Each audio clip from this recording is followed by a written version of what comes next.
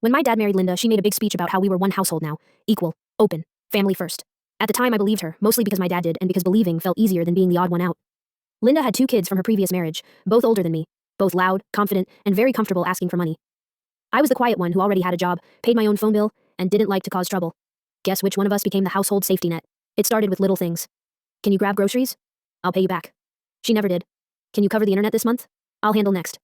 Next never came. When her daughter needed help with rent, it was framed as an emergency. When her son needed a new laptop, it was an investment. When I asked why my contributions weren't mentioned, Linda laughed and said, "Well, you're responsible." After my dad died, that word became a weapon. Linda took over everything. Bills, accounts, decisions. She told everyone it was temporary, just until she got organized. Meanwhile, my name was still on utilities, insurance, and subscriptions I didn't even use anymore. Her kids lived at home rent-free, complained about chores, and ordered takeout like it grew on trees. I paid quietly because grief makes you compliant, and guilt is cheaper than confrontation. The turning point came when Linda hosted a family dinner to announce that she was reworking things fairly. She explained that her kids needed more support right now, so I'd be expected to contribute a bit more, just until they were on their feet. I asked how long that would be.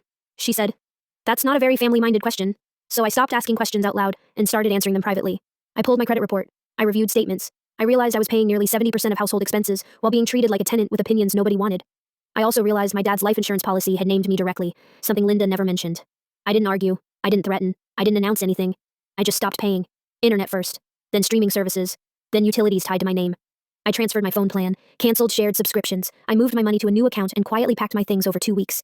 Linda noticed when the lights flickered during one of her son's gaming sessions. She accused me of being selfish, of abandoning family, of punishing her kids. I calmly told her I wasn't punishing anyone. I was just no longer subsidizing adults who called responsibility unfair.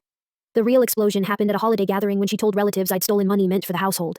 I handed my aunt printed statements showing who paid what, for how long, and how much I'd covered since my dad passed.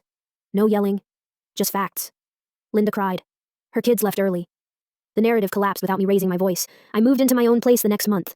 Linda still says I chose money over family, but for the first time, my bills match my life, and no one mistakes my silence for consent anymore.